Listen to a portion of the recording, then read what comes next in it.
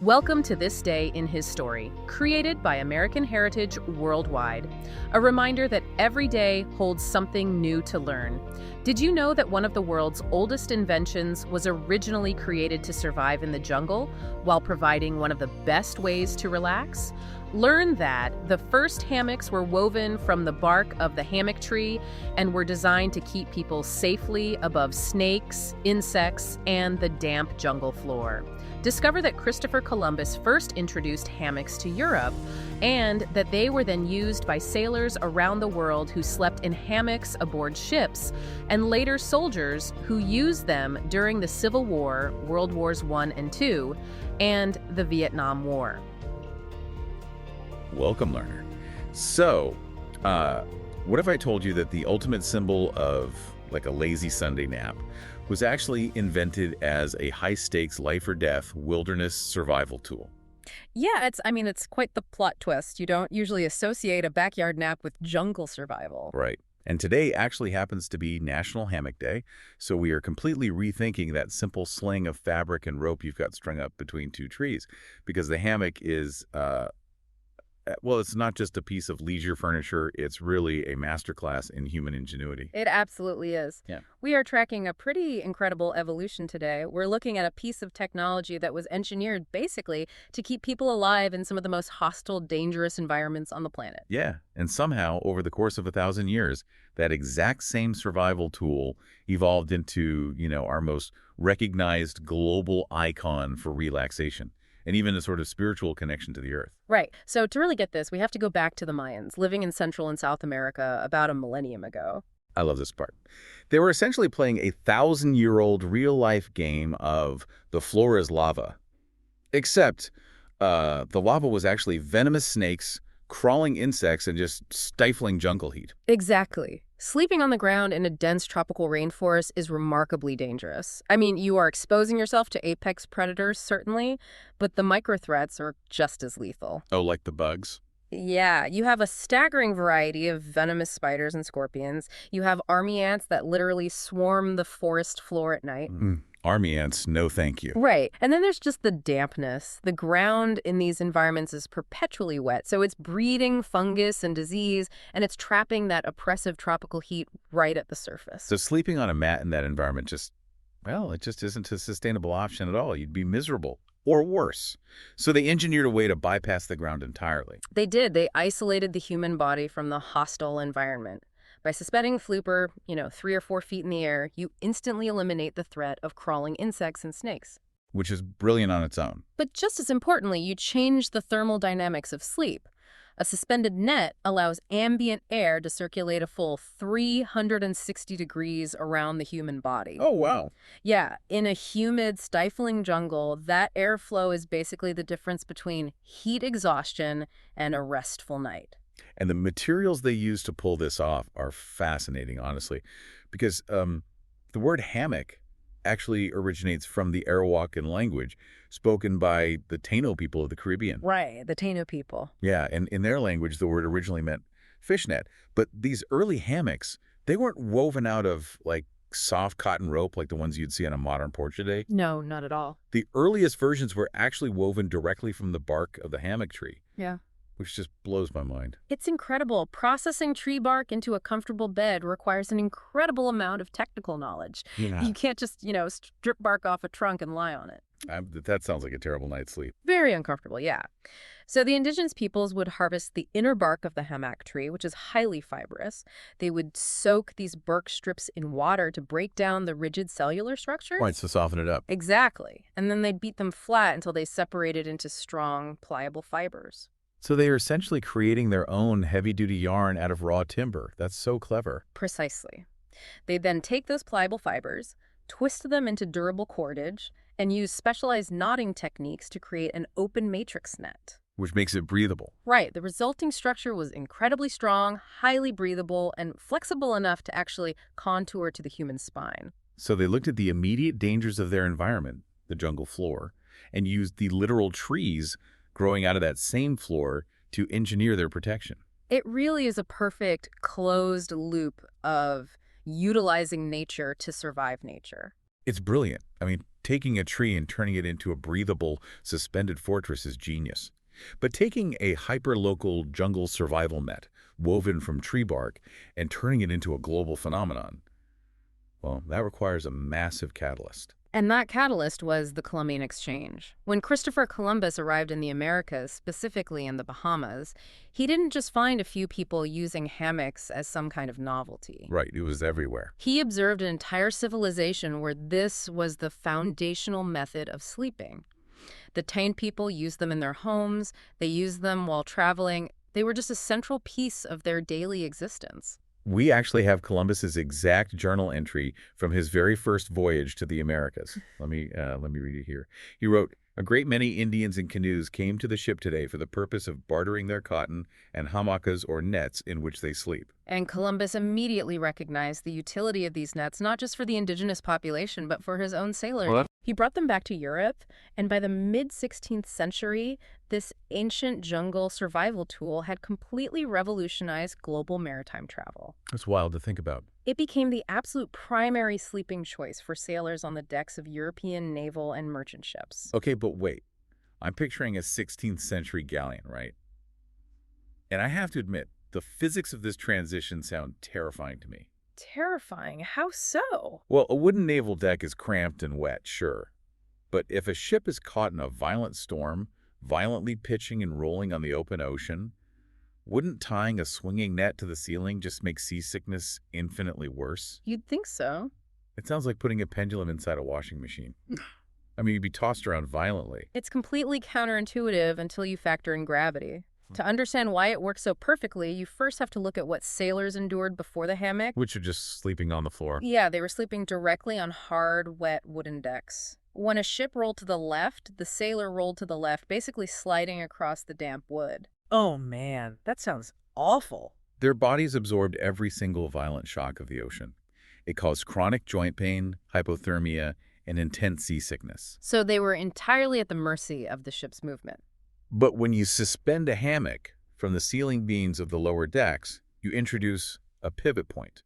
Gravity is always pulling the heaviest part of the hammock, meaning the sleeper, straight down toward the center of the Earth. Okay, I think I see where this is going. So when the ship violently pitches 30 degrees to starboard, the hammock doesn't swing with the ship. The ship essentially rotates around the hammock. Oh, so the hammock stays completely horizontal while the walls of the ship tilt around you. It acts like a giant fabric gyroscope. Precisely. It is a self-stabilizing bed. The indigenous design basically absorbed the motion of the ocean. That is just incredibly smart. It kept the sailor level, drastically reducing seasickness, and it completely isolated them from the disease-prone, rat-infested, freezing water sloshing across those wooden decks. And beyond the comfort, the sheer logistics of fitting a crew onto those tiny ships must have made this invaluable.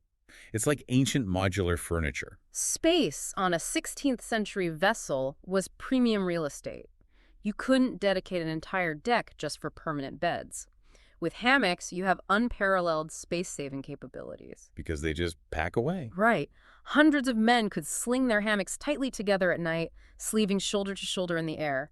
Then when the sun came up, or if the ship came under attack, the sailors simply untied them, rolled them up tight, and stowed them in the netting along the side of the ship. Wow. The sleeping quarters instantly transformed back into a working deck or an active gun battery. That adaptability is incredible. It solved the problem of the jungle, and then it solved the problem of the ocean. And because it proved to be the ultimate adaptable sleeping solution, humanity just started taking the hammock into the absolute worst, most chaotic environments imaginable. Yes, the military history of this simple net really spans centuries of global conflict. The continuous military deployment is staggering, honestly. I mean, they were heavily utilized during the American Civil War, right? Where soldiers on the march needed a way to sleep off the freezing, muddy ground without carrying heavy cots around. Right, and they were standard issue for naval forces in World War I and World War II. Which, using a hammock on a World War II battleship makes total sense based on the space saving we just talked about. But they were also used extensively in the trenches of World War I, which is, well, it's incredibly difficult to picture. It is hard to imagine. Like, a trench is essentially a deep ditch dug into the earth. There are no trees. How do you deploy a hammock in a dirt corridor? Well, the conditions in a WWI trench were horrific. You had feet of standing, freezing water, and mud, which led to the rampant spread of trench foot, a condition where the skin literally rots from constant exposure to cold moisture. Which is just nightmare fuel. Absolutely. So to survive, soldiers couldn't sleep on the ground. A trench isn't just a dirt hole, it actually requires wooden revetments. What are revetments? Heavy timber shoring posts and walls to keep the dirt from collapsing inward. Oh, I see. So soldiers would string their hammocks between these wooden structural supports, suspending themselves just above the mud and the rats. So even in a mechanized modern war, they are still using this thousand-year-old technology to isolate themselves from a hostile ground environment. And that military use continued straight through to the Vietnam War, where soldiers found themselves fighting in dense tropical rainforests. The military issued jungle hammocks equipped with mosquito netting and rain tarps. Talk about bringing the technology full circle, back to the exact same tropical jungle environment it was invented for by the Mayans a millennium earlier. The core function really never changed. Whether you are avoiding a fer-de-lance snake in Central America, or trying to sleep through a gale on a galleon, or surviving the stagnant water of a European trench, or deployed in the dense foliage of Vietnam, the hammock's job is to completely bypass the hostility of the Earth's surface. Which brings up a very real modern debate for anyone who spends time outdoors today. For all the campers listening, there is this eternal argument. Tent versus hammock. Oh, the great debate. Yes. If you are caught in a massive rainstorm in the mountains, conventional wisdom suggests you want thick, waterproof tent walls around you. But recent video tests actually prove that the hammock might be the superior shelter in a downpour. The mechanics of a rainstorm make a tent highly vulnerable, honestly, regardless of how waterproof the walls are. In a heavy downpour, the ground quickly reaches a saturation point. Because it can't absorb any more water. Exactly. Puddles form, small streams develop, and that water inevitably seeks the lowest point, which is often right underneath your tent. Naturally. Once water pools under a tent floor, the pressure of your body weight pressing down on the nylon forces the moisture straight through the fabric. You are fighting a losing battle against the saturated earth. So you basically end up sleeping in a glorified puddle. Pretty much. Yeah. But a hammock, paired with a properly tensioned rainfly suspended above it, changes the equation entirely. Because you're not on the ground at all. Right. The rainfly deflects the falling water. And because you are suspended 3 feet in the air, the pooling water on the ground flows harmlessly underneath you. Mud doesn't matter when you aren't touching it. It is the ultimate isolation from the elements. You completely bypass the mud. I love that. And today, we aren't generally dodging venomous snakes or artillery fire. We use hammocks for relaxing on a beach. We hang them up in our bedrooms, we take them group camping, or we just string them up between 2 trees in the backyard. And this marks the most fascinating transition of all, I think. When you strip away the immediate life-or-death survival aspect of the hammock, you aren't just left with a piece of recreational gear. What do you mean? Well, the act of isolating yourself from the ground points to a deeper, almost philosophical connection with nature and our own well-being. Yeah, there's a concept known as the elevated rest, which asserts that resting in a hammock actively provides genuine health benefits, both physical and spiritual. It sort of moves beyond utility and enters the realm of peace. There is actually a scriptural text that perfectly contextualizes this idea of the earth providing for our well-being. Doctrine and Covenants, section 59, verse 18 states, "Yea, all things which come of the earth in the season thereof are made for the benefit and the use of man, both to please the eye and to gladden the heart." To please the eye and to gladden the heart. The physical sensory experience of climbing into a hammock is entirely unique. I mean, you are quite literally surrendering your physical weight to nature. It's a very grounded feeling, Yeah. ironically. Yeah, you are suspended in the air between 2 strong pillars of the earth like a pair of oak trees, and you are being held up by materials that come directly from the earth, whether that's woven cotton or the ancient bark of the hammock tree. You are literally allowing the earth to carry your physical burdens. The elevated rest is a profoundly tangible experience. It gladdens the heart because it actively forces a pause.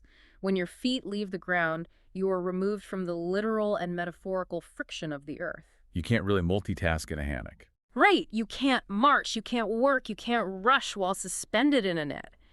It is one of the most brilliant examples of human beings taking raw materials from the wild and engineering them not just to survive a hostile world, but to find profound sanctuary within it. It raises some highly reflective questions for us today. In what ways do you, as the listener, enjoy the gifts that come from the earth? How does the earth bless your life? When you reframe a hammock through those questions, it transforms a simple piece of outdoor gear into a daily reminder of provision. We take the fibers of the earth, we shape them, and they offer us rest. Beautiful. Swinging between two trees isn't just about taking a nap, it's participating in a thousand-year-old tradition of finding sanctuary from the chaos of the ground level. We have tracked an absolutely incredible journey today. I mean, we started in the dangerous, stifling jungles of Central and South America nearly 1,000 years ago, where the Mayan and Taino peoples stripped tree bark to weave a survival net to protect themselves from the night. And then we followed Columbus as he recognized the brilliance of that indigenous design, bringing it to Europe where it revolutionized maritime travel, creating a self-stabilizing gyroscope that conquered the violent rolling ocean. We watched it march through centuries of global conflict, from the Civil War to the freezing, muddy trenches of World War I to the dense foliage of Vietnam, providing the only reliable comfort in the most terrifying environments on the planet. And finally, we arrived right back in your own backyard, where this ancient technology serves as a spiritual tool, a gift from the earth that gladdens the heart by giving us a dedicated place to pause, elevate ourselves above the friction, and simply breathe. It leaves a lingering thought to mull over long after today, honestly. If this simple thousand-year-old technology of physical elevation completely transformed how humanity rests, travels, and survives across centuries, what other ancient, brilliantly simple tools have we completely forgotten about? That's a great question. Right. Like what other ancient life hacks are sitting out there right now, hidden in history, that could elevate our modern stress-filled lives today? It definitely makes you look at every simple tool we take for granted and wonder about its hidden history and untapped potential. So on this National Hammock Day, do yourself a favor. Go find a couple of sturdy trees, put your feet up, and surrender your weight for a little while. And as you're swaying there in the breeze, remember, you aren't just relaxing, you are actively winning a thousand-year-old game of the floor is lava. Enjoy Hammock today. Thank you for joining us for this day in His story. May the lessons of yesterday inspire you to see God's hand today and to play your part in His story now. For more faith-based learning, visit ahsworldwide.org, the homeschool for faith and family.